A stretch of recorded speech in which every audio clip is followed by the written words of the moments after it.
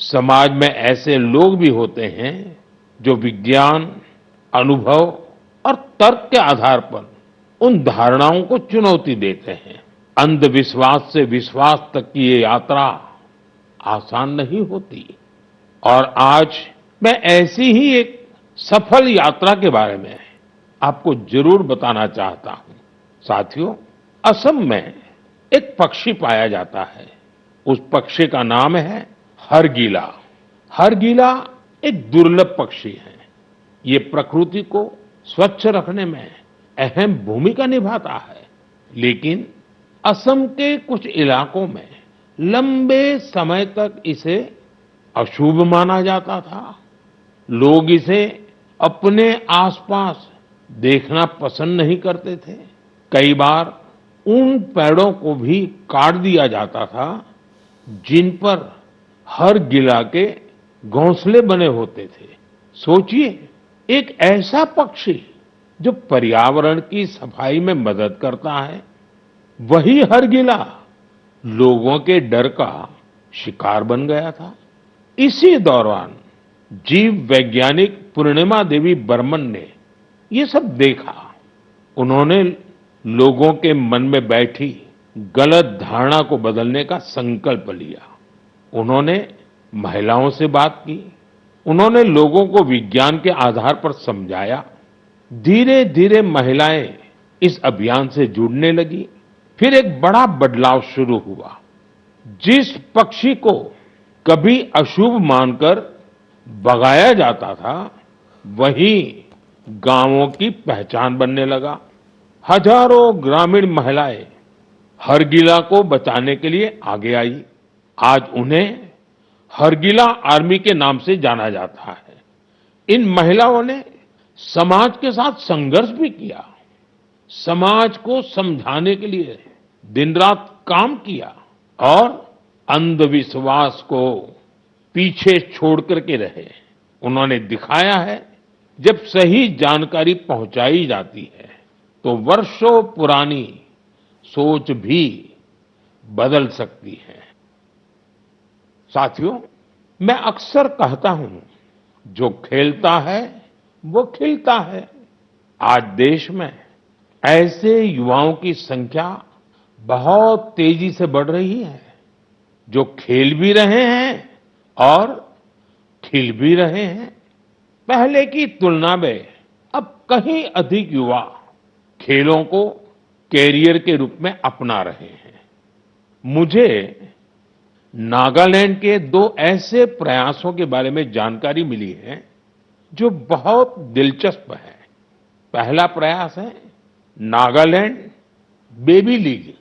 नाम सुनकर आपको जरूर लगता होगा कि ये बहुत छोटे बच्चों की कोई साधारण लीग होगी, लेकिन ऐसा नहीं है। ये 5 से 10, 12 साल की आयु के छोटे छोटे बच्चे, फूल जैसे बच्चों की एक असाधारण लीग है। और इन बच्चों के फुटबॉल खिलाड़ियों की एक ऐसी लीग है जो उनकी रफ्तार को और प्रतिभा के लिए उनको प्रेरित भी करती है और उनकी पहचान भी बनाती है। इसकी शुरुआत नागालैंड के अधिक से अधिक बच्चों को फुटबॉल से जोड़ने के लिए हुई थी। 5 से 12 वर्ष तक के लड़के और लड़कियां इसमें हिस्सा ले सकते हैं। ये लीग अब अपने 3 वर्ष पूरे कर चुकी है। इस लीग का बच्चों के मन पर बहुत अच्छा प्रभाव पड़ा है। साथियों, नागालैंड में एक और अच्छा प्रयास हो रहा है। इसका नाम है नागालैंड विमेन फुटसल लीग। हो सकता है आपके लिए ये फुटसल एक नया नाम होगा। मैं आपको बताता हूं, फुटसल को इंडोर फुटबॉल भी कहा जाता है। इसमें एक टीम में केवल 5 खिलाड़ी होते हैं। खेल का मैदान भी फुटबॉल के मैदान से बहुत छोटा होता है। इस कारण खिलाड़ियों को तेज फैसले लेने होते हैं। उन्हें अपनी टेक्निक और स्किल का बेहतर इस्तेमाल करना पड़ता है। नागालैंड की विमेन फुटसल लीग हमारी बेटियों को अपनी प्रतिभा दिखाने का अच्छा अवसर दे रही है। मैं ऐसी पहलों के लिए नागालैंड के लोगों की सराहना करता हूं। ऐसे प्रयास देश के दूसरे हिस्सों को भी प्रेरणा देते हैं। साथियों, ये टेक्नोलॉजी का युग है। हर दिन नई रिसर्च हो रही है, नए-नए एआई इनोवेशन सामने आ रहे हैं। इस दौर में एक सवाल बहुत महत्वपूर्ण है, लोगों की क्रिएटिविटी को कैसे बचाए रखा जाए। नई टेक्नोलॉजी के साथ आगे बढ़ते हुए हम अपनी जड़ों से कैसे जुड़े रहें, इन सवालों का समाधान खोजा है नालंदा विश्वविद्यालय ने। हजारों साल पुरानी हमारी नालंदा विश्वविद्यालय अब नए अवतार के रूप में भारत का भाग्य गढ़ रही है। 2 साल पहले मुझे नालंदा विश्वविद्यालय के नए परिसर के लोकार्पण का अवसर मिला था। नालंदा विश्वविद्यालय ने शास्त्रार्थ की हमारी प्राचीन परंपरा को फिर से जीवन किया है। शास्त्रार्थ केवल अपनी बात रखने का माध्यम नहीं है, ये वाद, संवाद और मंथन की एक अनुशासित प्रक्रिया है। इसमें तर्क के साथ, तथ्य के साथ अपनी बात कहना बहुत जरूरी होता है और उसमें आपकी महारत होनी चाहिए। दूसरों के विचारों को धैर्य से सुनने और समझने की सीख भी इस शास्त्रार्थ की प्रक्रिया से मिलती है। मुझे खुशी है कि नालंदा विश्वविद्यालय ने इसे अपने दीक्षांत समारोह का हिस्सा बनाया। इसमें भाग लेने वाले करीब आधे स्टूडेंट्स अन्य देशों से आए थे। एक प्राचीन परंपरा को आज के समय से जोड़ने का ये प्रयास बहुत सराहनीय है। मैं इसके लिए नालंदा विश्वविद्यालय को बहुत बहुत बधाई देता हूं। मैं देश के दूसरे विश्वविद्यालयों से भी आग्रह करूंगा कि वे ऐसी पहल पर विचार करें। साथियों, जड़ों से जुड़े रहकर युवाओं को नई टेक्नोलॉजी के लिए तैयार करने का एक और अच्छा प्रयास हो रहा है। दिल्ली में स्थित central Sanskrit university artificial intelligence और डेटा साइंस में बीटेक प्रोग्राम शुरू करने जा रही है। ये आधुनिक टेक्नोलॉजी को भारत के पारंपरिक ज्ञान से जोड़ने की दिशा में एक महत्वपूर्ण कदम है। इससे भारतीय भाषाओं के लिए नए एआई टूल्स तैयार करने में मदद मिलेगी। हमारे प्राचीन ग्रंथों और पांडुलिपियों को डिजिटल रूप में संरक्षित करने के काम को भी नई गति मिलेगी। मैं सेंट्रल संस्कृत यूनिवर्सिटी को इस प्रयास के लिए बहुत बहुत शुभकामनाएं देता हूं। साथियों, आज भारतीय संस्कृति दुनिया के अलग अलग हिस्सों तक पहुंच रही है। हमारे गीत, संगीत और आध्यात्म को दुनिया भर के लोग जान रहे हैं और अपना रहे हैं।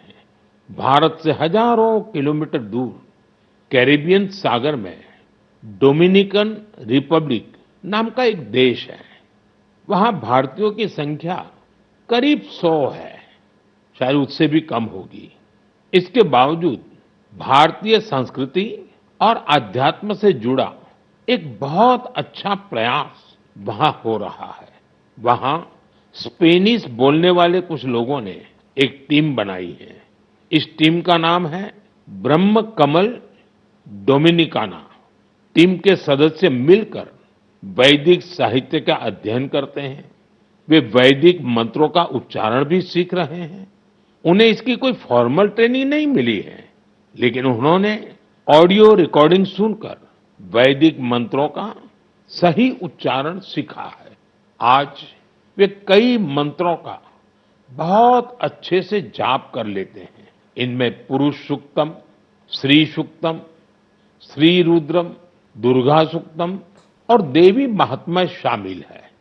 भारत से इतनी दूर रहकर हमारी परंपराओं को सीखने का उनका ये प्रयास बहुत प्रेरक है। मैं ब्रह्म कमल डोमिनिकाना वहां के सभी सदस्यों को उनके प्रयासों के लिए शुभकामनाएं देता हूं। मैं ऐसे सभी लोगों की हृदय से सराहना करता हूं जो भारतीय संस्कृति को दुनिया भर में लोकप्रिय बनाने के लिए निरंतर प्रयास कर रहे हैं। मेरे प्यारे देशवासियों, मेघालय की पहचान बादलों से है, खूबसूरत नजारों से है। जो मेघालय जाता है उसे वहां के लोगों का अपनापन भी लंबे समय तक याद रहता है। लेकिन मेघालय की एक और विशेषता है जिसकी मैं आज मन की बात में आपसे चर्चा करना चाहता हूं। ये है मेघालय के रूट ब्रिज। रास्ता वाला रूट नहीं, जड़ों वाला रूट। इन रूट ब्रिजों की कहानी बहुत रोचक है। ये ब्रिज कुछ दिनों या कुछ वर्षों में नहीं बनते। इन्हें तैयार होने में कई दशक लगते हैं। रबर के पेड़ों की जड़ों को धीरे धीरे दिशा दी जाती है। इन जड़ों को जल धाराओं के पार ले जाया जाता है। समय के साथ वही जड़ें एक मजबूत ब्रिज का रूप ले लेती हैं। इन ब्रिजों की एक और विशेषता है, ये जीवित ब्रिज है। समय बीतने के साथ ये और मजबूत हो जाते हैं। इनमें मेघालय के लोगों की सृजनशीलता दिखाई देती है। इनके पीछे वर्षों का धैर्य और प्रकृति के प्रति गहरा सम्मान है।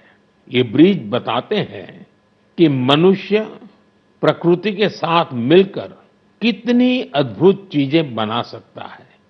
ये हमारे देश की इस धरती की धरोहर है। अब भारत ने मेघालय के रूट ब्रिजों को UNESCO world heritage site network में शामिल कराने के लिए आवेदन किया है। साथियों, क्लाइमेट चेंज के कारण इन रूट ब्रिजों के सामने कई चुनौतियां भी आती हैं। ऐसे समय में मेघालय के लोगों ने इस प्राकृतिक धरोहर के संरक्षण की जिम्मेदारी भी बखूबी निभाई है। पहले ये पता लगाना भी आसान नहीं था कि ऐसे ब्रिजों की संख्या कितनी है। स्थानीय लोगों ने खुद इनकी गिनती शुरू की। इसके बाद समुदायों ने इन ब्रिजों की देखभाल की जिम्मेदारी भी संभाली। आज स्थानीय लोग 120 से अधिक रूट ब्रिजों की देखरेख कर रहे हैं। कुछ टीमें हर साल इन पुलों की स्थिति की जांच करती हैं। कुछ लोगों ने आसपास के क्षेत्र को मजबूत बनाने के लिए नर्सरी भी तैयार की है। इस तरह के इनके संरक्षण के लिए एक पूरा इकोसिस्टम तैयार हो गया है।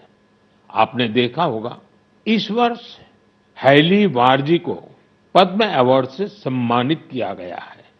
उन्होंने अपने जीवन के 50 से अधिक वर्ष इन रूट ब्रिजों की देखभाल में लगाए हैं। उनका समर्पण हम सभी के लिए प्रेरणादायक है।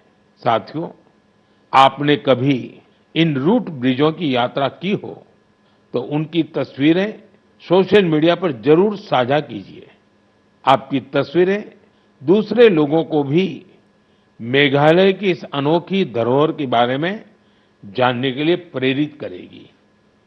मेरे प्यारे देशवासियों, हम सभी चाहते हैं कि हमारा गांव साफ सुथरा हो, हमारा शहर सुंदर दिखे। लेकिन शायद ही कभी रुककर ये सोचा जाता है कि हमारे आसपास जो कचरा जमा होता है, कौन उसे साफ करता है। ज्यादातर लोग तो यही मानकर चलते हैं कि ये किसी और की जिम्मेदारी है और वो ही सफाई करेगा।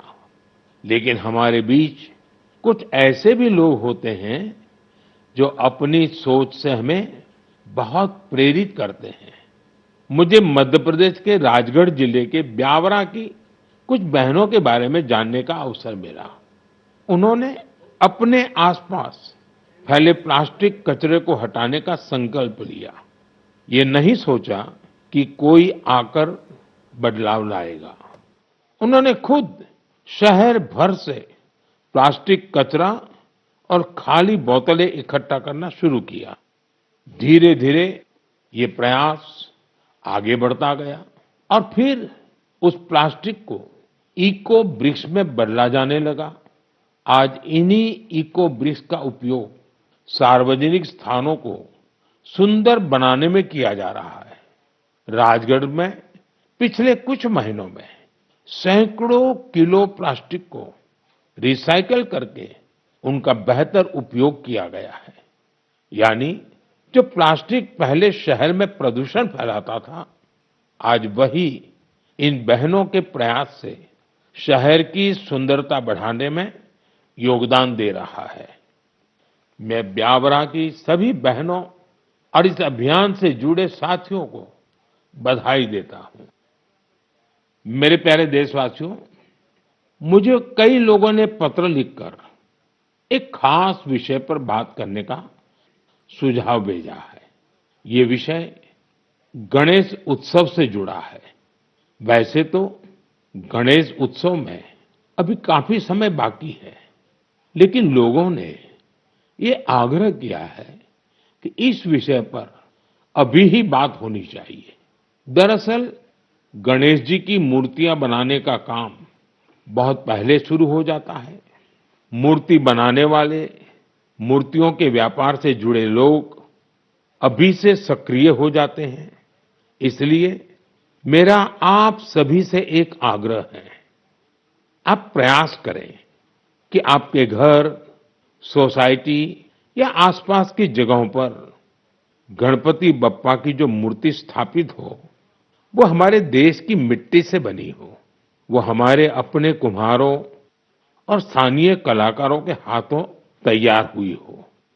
जो लोग गणेश जी की मूर्तियां बनाते हैं, उनसे भी मेरा आग्रह है कि वे मिट्टी की मूर्तियों को प्राथमिकता दें और जो लोग मूर्तियां खरीदते हैं, वे भी यह जरूर देखें कि गणपति बप्पा की मूर्ति किससे बनी है और किस देश में तैयार हुई है।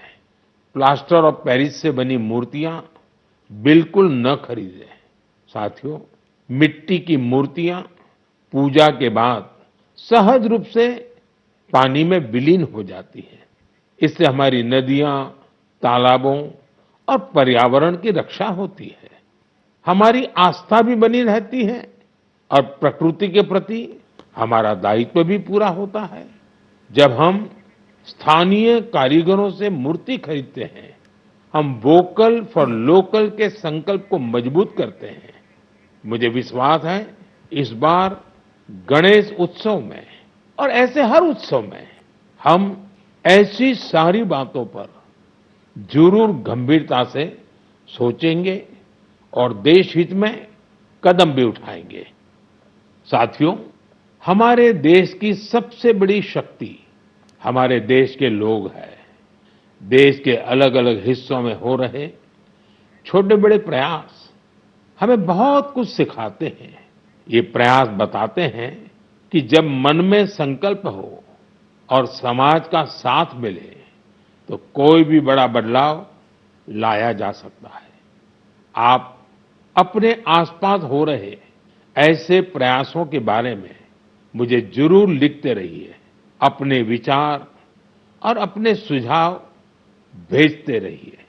हो सकता है आपके आसपास की कोई छोटी सी पहल पूरे देश के लिए प्रेरणा बन जाए।